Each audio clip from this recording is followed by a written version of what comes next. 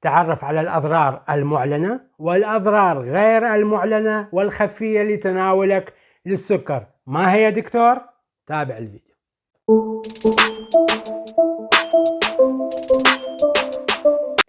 مرحبا متابعي العزيز ومشاهدي جديد، معك الدكتور فراس العلي. في الحلقة السابقة تكلمت عن موضوع عدم قطع تناول السكر بطريقة سريعة ومفاجئة.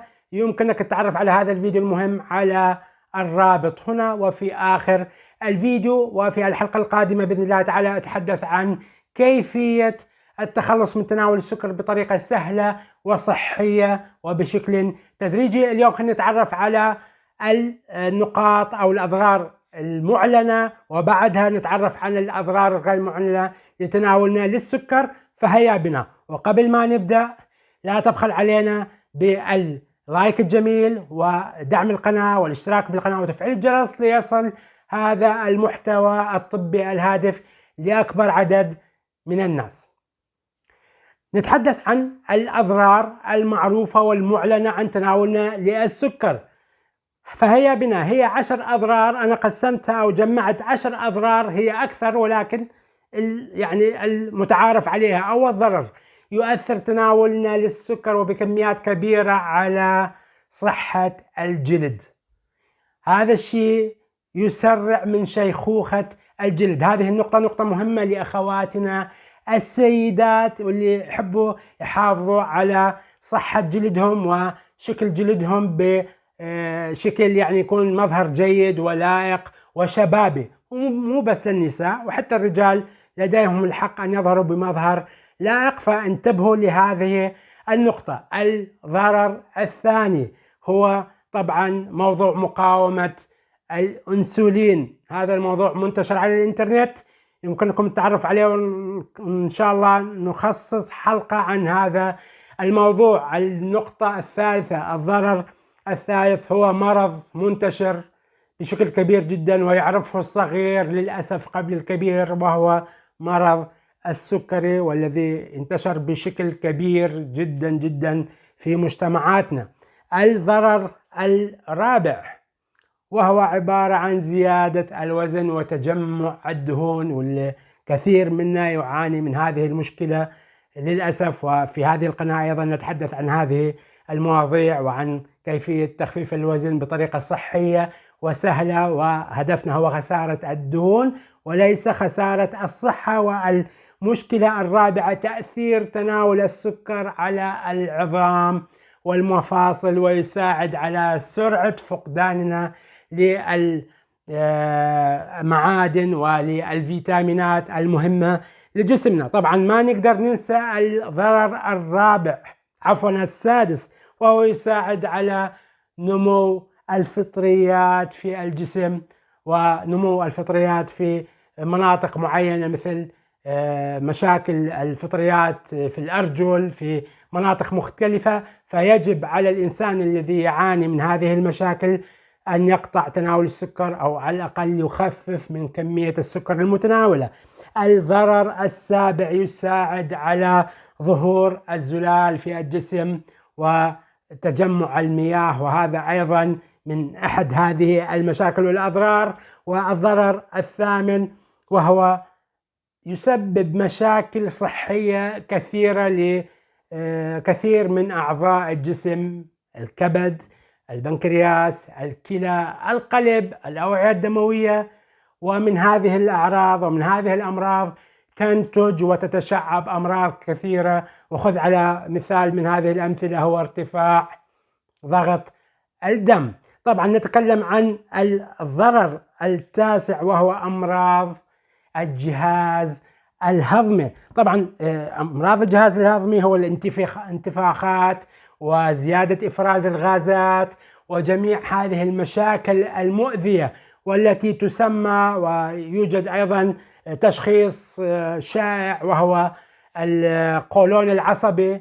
أي واحد عنده مشكلة صار وينفخ بطنه يقول لك قولون عصبي، ولكن لا يوجد اهتمام بالأسباب لهذه المشكلة. طبعا إخوان، القولون العصبي له مشاكله الكثيرة، نخصص حلقات بإذن الله تعالى بالنسبة لهذا الموضوع، ولكن أحب أن أنوه على أنه تناول السكر يساعد على هذه المشاكل والانتفاخ، وهذه المشاكل تؤدي فيما بعد إلى مشاكل نفسية ومشاكل اجتماعية للشخص المصاب بهذه الأعراض. تقول لي شلون دكتور؟ لأن هذا الإنسان إذا بطنه مملوء بالغازات ويحس نفسه مثل المنطاد، ويعني يكون أمرار عنده حتى مشاكل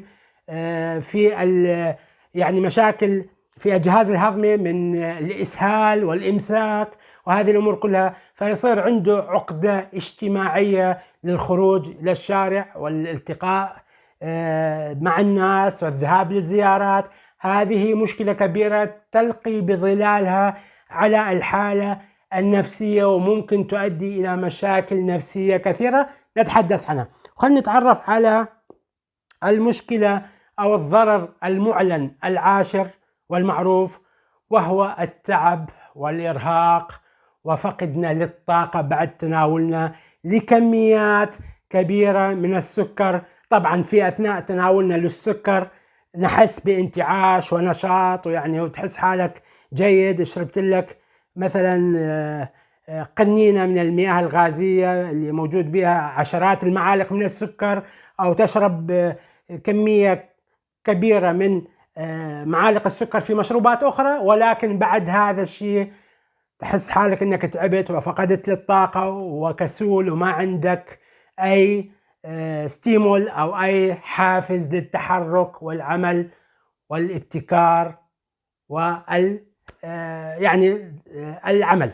خلينا نتكلم الآن، ننتقل إلى النقطة المهمة في هذا الفيديو، وهي الأضرار الغير معلنة والتي لا يتكلمون عنها بشكل كبير ويوعون الناس.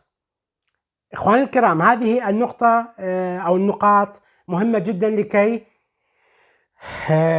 نستعد لما هو قادم.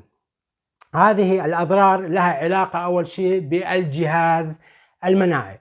تناول السكر لكميات كبيرة يؤدي إلى إضعاف وإضرار الجهاز المناعي، وهذا لعب دور كبير في جائحة كورونا. وتظهر دراسات الآن أنه تناول السكر بكميات كبيرة ساعد على زيادة حدة المضاعفات التي حصل عليها الأشخاص الذين يتناولون السكر بكميات كبيرة، وذلك بسبب ضعف الجهاز المناعي. خلينا نشبه الجهاز المناعي بالقلعة الحصينة والتي تحمي الجسم من الأعداء الخارجيين مثل الفيروسات والميكروبات وهذه الأمور كلها، ولكن هذا الحصن ما يقدر يخترق هذا العدو إلا عن طريق، كالعادة طبعا، عن طريق خائن من داخل هذا الحصن.